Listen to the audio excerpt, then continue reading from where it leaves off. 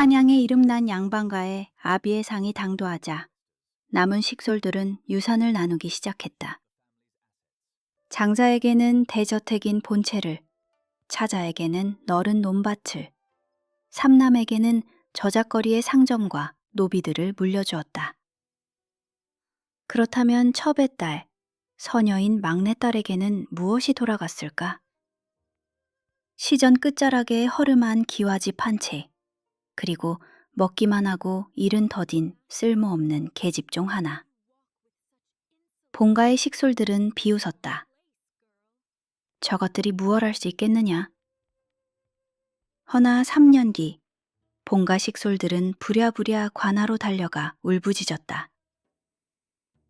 그 집은 본디 우리 것이었다. 저 아이가 부당하게 차지한 것이다. 대체 그 3년 동안 그 집에서는 무슨 일이 있었던 걸까? 버려진 딸과 버려진 여종이 쓴 기적과도 같은 이야기. 지금부터 그 막을 올린다. 구독과 좋아요는 다음 이야기를 만드는데 큰 힘이 됩니다. 지금 어느 곳에서 이 이야기를 듣고 계신지 댓글을 남겨주시면 그곳에 행운이 깃들기를 기원하겠습니다. 한때 이 이야기의 주인 되는 대감은 늘 집안에 생기가 부족하다 여겼다. 그러던 어느 날 그는 몰락한 양반가의 딸을 첩으로 들였다. 그 여인의 가문은 3대 전만 해도 당상관을 배출했으나 이제는 기와집 한 채 남지 않은 처지였다. 본처는 길길이 날뛰며 분노했다. 허나 주인이 명문가 핏줄이라며 고집을 부리자 마지못해 받아들일 수밖에 없었다.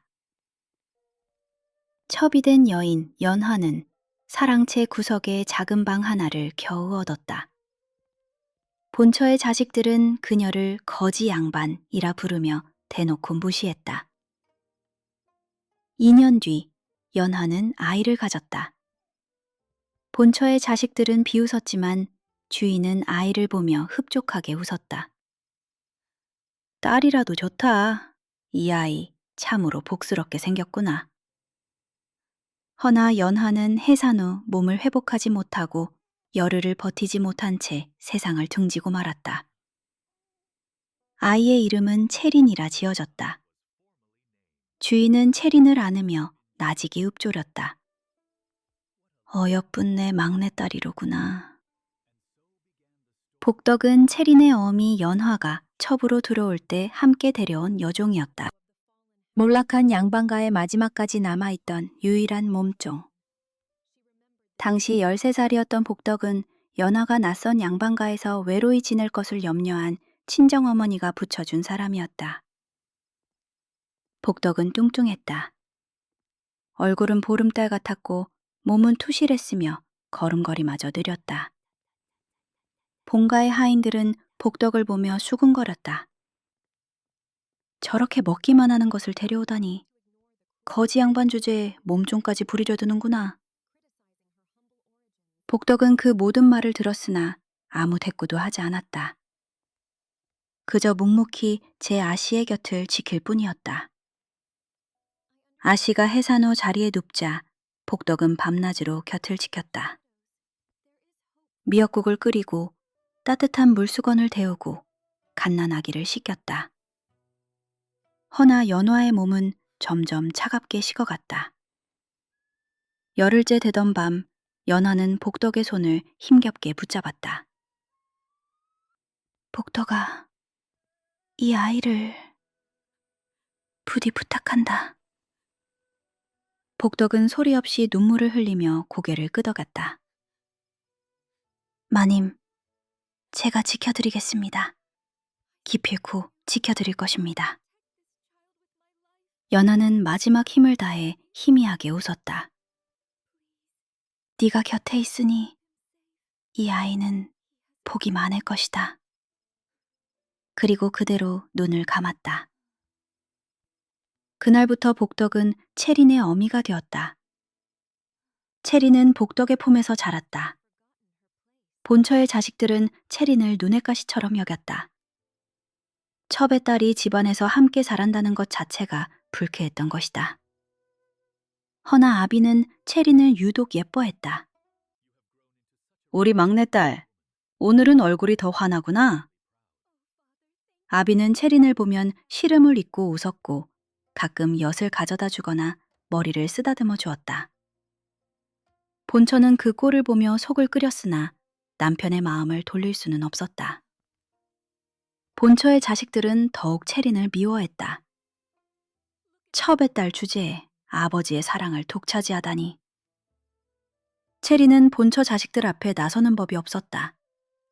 늘 구석방에서 복덕과 함께 조용히 지냈다. 이 집안의 음식은 늘 정갈하고 맛이 좋기로 이름나 있었다. 잔칫날이면 손님들이 혀를 내두르며 감탄했다. 이댁 음식 솜씨는 참으로 훌륭하오. 본처는 웃으며 겸손한 척했지만 그 모든 음식을 만든 것은 복덕의 손이었다. 복덕은 새벽부터 부엌에 나가 불을 지피고 쌀을 씻고 나물을 무치고 국을 끓였다. 손은 느렸으나 정성은 누구보다 깊었다. 본처의 자식들은 복덕을 천면이 데려온 종이라며 늘 하대했다. 저 뚱뚱한 것, 먹기만 하고 일은 느려 터졌어. 복덕은 그 말을 들으며 묵묵히 밥을 지었다. 그리고 체린에게만은 언제나 따뜻한 밥 한 그릇을 몰래 챙겨주었다. 체린이 14살이 되던 해 복덕은 27이 되었다. 아비는 체린이 명석하다는 것을 알고 틈틈이 그를 가르쳤다. 체린은 천자문을 떼고 사서삼경의 기초를 익혔다. 우리 체린이는 참으로 영특하구나. 사내 아이였다면 필시 과거에 보냈을 터인데. 체린은 속으로 생각했다. 계집이라도 더 배우고 싶습니다. 허나 그 말을 입 밖으로 내지는 못했다. 그러던 어느 날 아비가 갑자기 쓰러졌다. 아침에는 멀쩡했으나 점심 무렵 가슴을 움켜쥐고 쓰러진 것이다. 의원이 급히 달려왔으나 손을 쓸 방도가 없었다. 아비는 그날 저녁 끝내 세상을 떠났다. 유언 한마디 제대로 남기지 못한 채였다. 다만 마지막 순간 아비는 체린을 불렀다. 체린아, 이리 오너라. 체린이 떨리는 다리로 다가가자 아비는 가늘게 숨을 쉬며 딸의 손을 잡았다. 미안하구나. 내게 많은 것을 남겨주지 못하여. 복덕이를 잘 따르거라. 그 아이가 너를 지켜줄 것이다. 그리고 그대로 눈을 감았다. 장례가 끝나자 본처의 자식들은 유산을 나누기 위해 한자리에 모였다. 체리는 그 자리에 불리지 못한 채 복덕과 함께 구석방에서 숨죽여 기다렸다. 밤이 깊어갈 무렵 본처의 장남이 방문을 거칠게 열었다.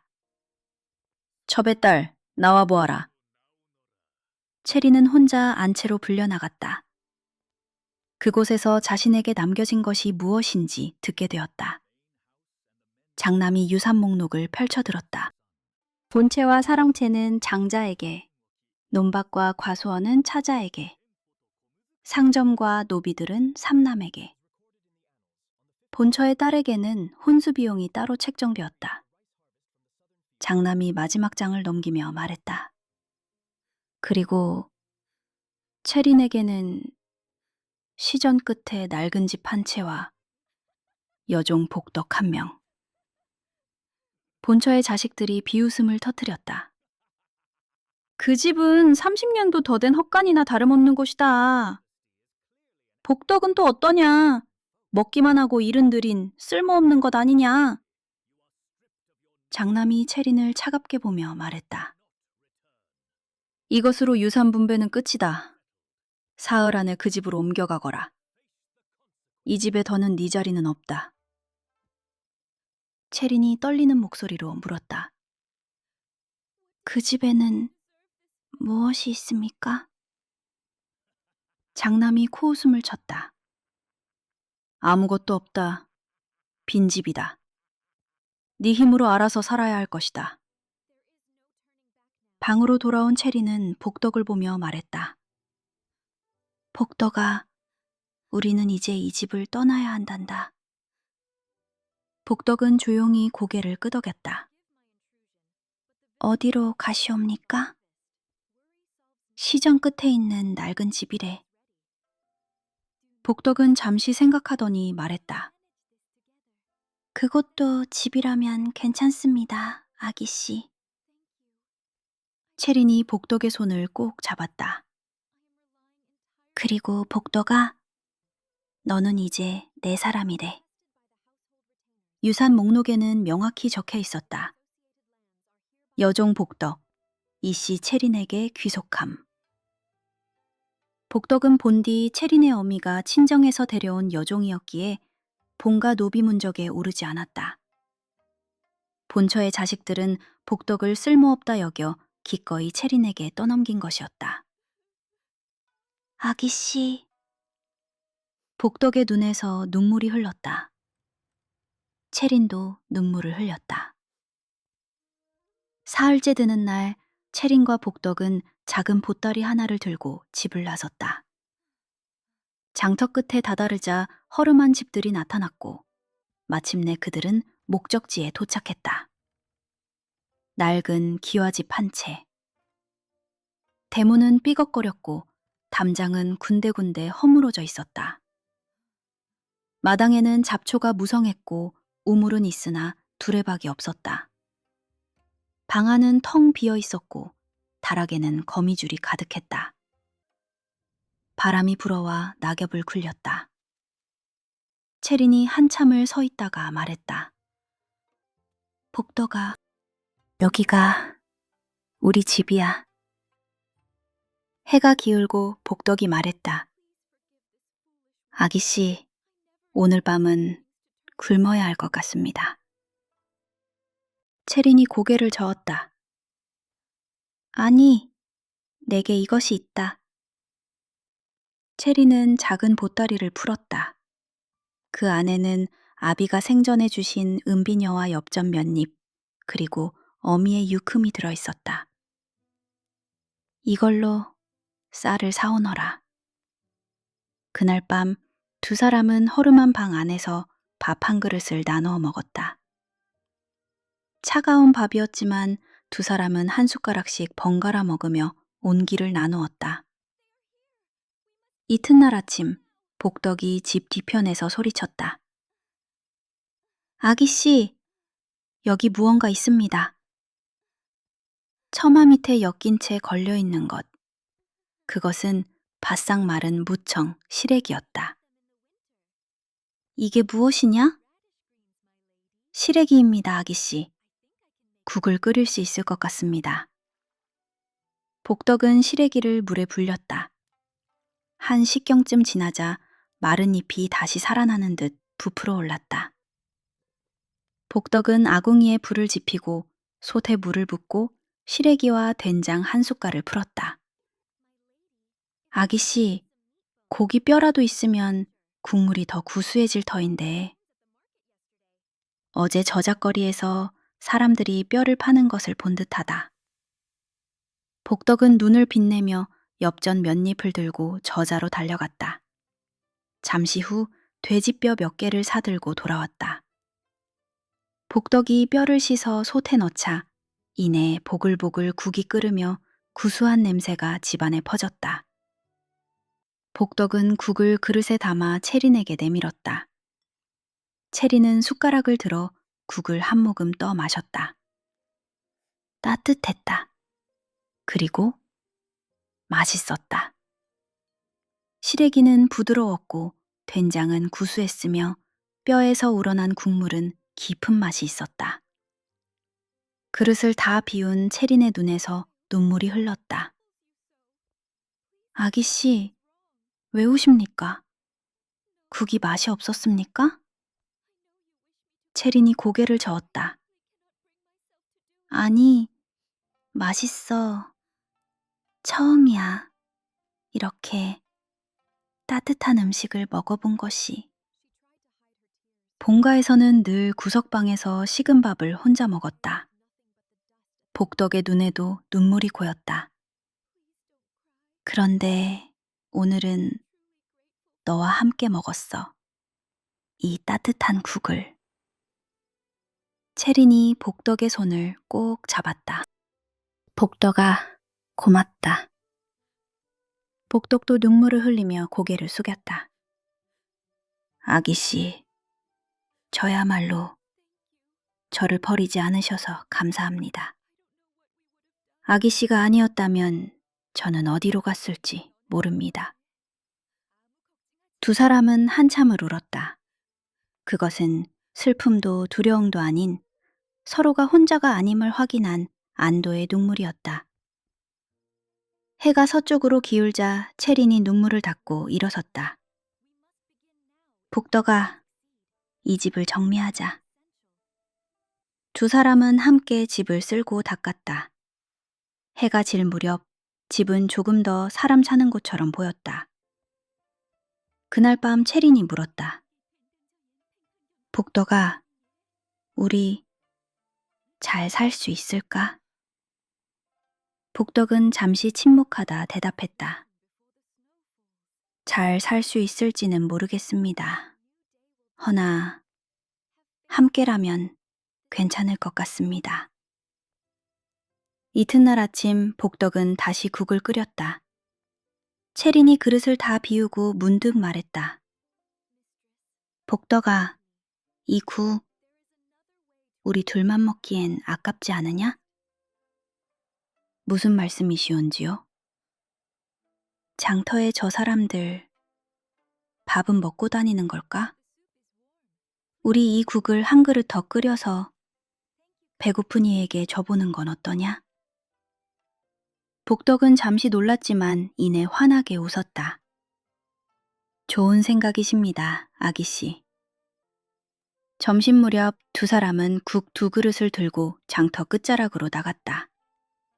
일을 마친 인부들이 지친 기색으로 쉬고 있었다. 체리는 그들 중 수척해 보이는 나이든 사내에게 다가가 떨리는 손으로 그릇을 내밀었다. 이게 무엇이요? 국입니다. 시래기국이요. 그냥 드시라고 끓였습니다. 사내는 의아해하며 그릇을 받아 한 숟가락 떠 마셨다. 이내 그의 얼굴이 환해졌다. 허, 이거 맛이 일품이구먼. 사내는 국을 단숨에 비우고는 품에서 엽전 한 입을 꺼내 체린의 손에 쥐어주었다. 이렇게 맛있는 국을 공짜로 먹을 수는 없지. 내일도 이 국을 판다면 다시 오겠소. 그날 밤 채린과 복덕은 엽전 한 입을 사이에 두고 마주 앉았다. 복덕아, 이게 우리가 번 돈이야. 이튿날 그들은 네 그릇 분량의 국을 끓여나갔다. 어제의 그 사내가 다른 인부를 데려와 국을 사갔다. 그날 그들은 엽전 두 잎을 벌었다. 사흘째에는 세 그릇, 나흘째에는 5그릇. 국을 찾는 사람들이 생기기 시작했다. 석 달이 지났다. 채린과 복덕의 시래기국은 장터 끝에서 입소문이 났다. 저 아기 시내국 값싸고 맛있다더라. 한 그릇 먹으면 하루가 든든하다지. 사람들이 점심때면 채린의 집 앞으로 모여들었다. 어느 날 한 할머니가 국을 먹으며 말했다. 아기씨, 이 국에 밥을 말아 먹으면 기가 막힐 것 같은지. 국밥. 그 말을 들은 채린은 복덕을 보았고 복덕은 자신 있게 고개를 끄덕였다. 이튿날부터 두 사람은 국밥을 팔기 시작했다. 값은 엽전 2잎을. 사람들은 환호했다. 이거야말로 제대로 된 한 끼구먼. 이 값에 이리 배부를 수가. 어느 날 장터에서 국밥집을 하던 다른 상인들이 때로 몰려왔다. 내년 때문에 우리 장사가 안 되지 않느냐. 남들 다 20잎에 파는데 고작 2잎이라니. 이건 장사 망치는 짓이야. 상인 하나가 채린의 국그릇을 발로 걷어찼다. 그릇이 깨지며 뜨거운 국물이 쏟아졌다. 채린은 땅에 쏟아진 국물을 보며 눈물을 흘렸다. 그때 한 사내가 다가왔다. 나이는 30쯤, 평범한 상인 차림이었으나 눈빛만은 날카로웠다.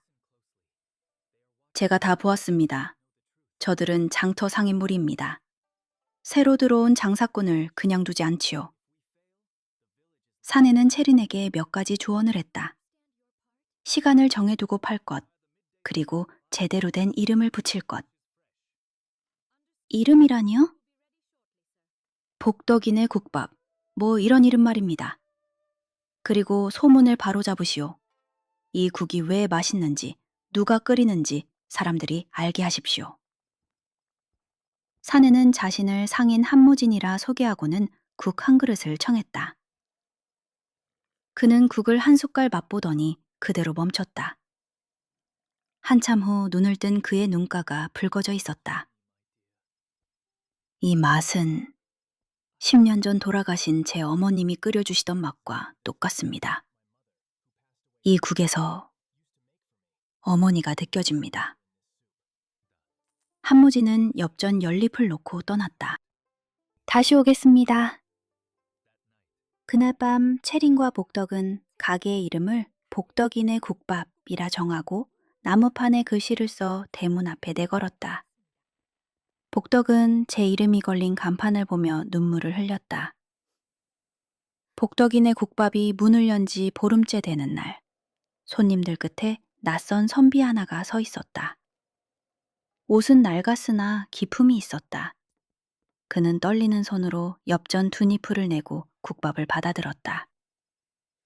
그리고 한쪽에 앉아 아주 천천히 한 숟가락 한 숟가락 맛을 음미하며 먹었다. 그 선비는 다음 날도 그 다음 날도 찾아왔다. 궁금해진 채린이 말을 걸자 선비는 자신을 과거를 준비하는 정서훈이라 소개했다. 저는 가난하여 하루 한 끼 먹기도 빠듯합니다. 허나 이곳 덕분에 엽전 2니프로 든든한 한 끼를 해결할 수 있게 되었습니다. 저에게는 기적과도 같은 곳입니다. 그날 저녁 체리는 복덕에게 말했다. 복덕아, 내일부터 저 선비님께는 밥을 더 드리자.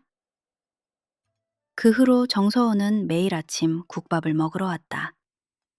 그러다 체린이 글을 읽을 줄 안다는 것을 알게 되었다. 저도 아버지께 조금 배웠습니다. 허나 더 배우지 못했습니다. 배우고 싶은 마음에 남녀가 어디 있겠습니까? 제가 가르쳐 드리지요. 제가 받은 은혜를 이렇게라도 갚고 싶습니다. 그날부터 정서원은 아침 국밥을 먹은 후 1식경 동안 체린에게 글을 가르쳤다.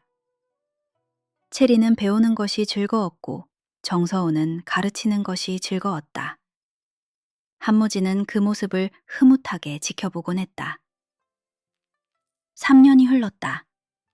체리는 18이 되었다. 복덕이네 국밥은 장터에서 가장 이름난 곳이 되었고 하루 수입이 은자 1000원양에 이르렀다. 허물어져 가던 집은 반듯한 기와집으로 다시 태어났다. 정서원과 체리는 이제 스승과 제자를 넘어 학문을 나누는 동료가 되었다. 한무지는 복덕에게 매일같이 찾아와 말을 걸었다. 어느 날 한무진이 복덕을 똑바로 보며 말했다. 복덕, 처음에는 어머니 생각 때문에 왔소. 허나 지금은 복덕, 그대를 보러 오는 것이오.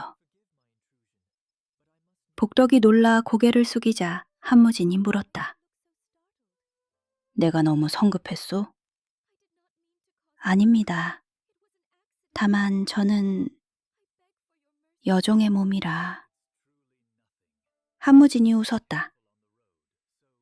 그것이 무슨 상관이오? 내게 복덕은 그냥 복덕일 뿐이오. 그해 봄, 복덕이네 국밥아지 번창한다는 소문이 본가까지 들어갔다. 본처의 자식들은 경악했다. 뭐? 최린이가 장터에서 국밥 장사로 은자를 번다고? 장남은 3년 전에 유산 목록을 다시 꺼내보았다. 잠깐, 우리가 그 집을 준 것은 살 곳이 없으니 잠시 거처하라는 뜻이 아니었나? 맞습니다. 소유권을 준 것이 아니라 임시로 거처를 준 것이었지요. 그렇다면 그 집은 여전히 우리 본가 소유다. 그 집에서 번 돈도 당연히 본가와 나눠야지.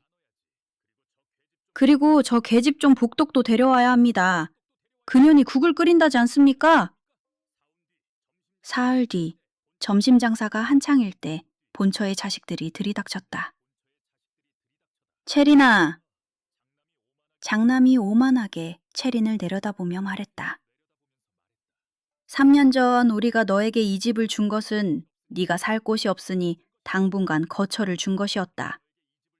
그런데 네가 이 집에서 장사를 해 큰 돈을 벌었으니 그 돈은 당연히 본가와 나누어야 한다. 그리고 이 집도 저 여종 복덕도 우리가 다시 데려가야겠다. 체린이 떨리는 목소리로 맞섰다. 안 됩니다. 이 집도 복덕이도 드릴 수 없습니다. 셋째 아들이 복덕을 거칠게 밀치자 복덕이 땅에 넘어졌다. 여종 주제! 그 순간 정서원과 한무진이 달려왔다. 이게 무슨 짓입니까? 장남은 이를 갈며 소리쳤다. 좋다. 그렇다면 관아에 가서 시비를 가리자. 닷새 뒤 체리는 관아로 불려나갔다. 관아 앞에는 장터 사람들이 구름처럼 모여 그녀를 응원했다. 관리가 높은 자리에 앉아 물었다. 본가 측에서는 저 집이 임시 거처였다 주장하는데 그 증거가 있느냐? 장남은 말문이 막혔다.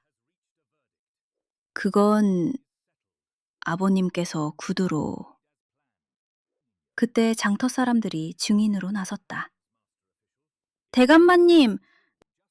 3년 전 본가 하인이 분명 여기가 막내 아씨 댁입니다.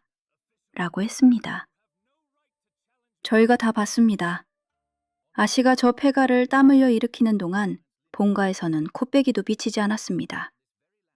정서원이 나섰다. 대감마님, 유산 목록에 귀속이라 명시되어 있다면 이는 법적으로 소유권 이전을 의미합니다.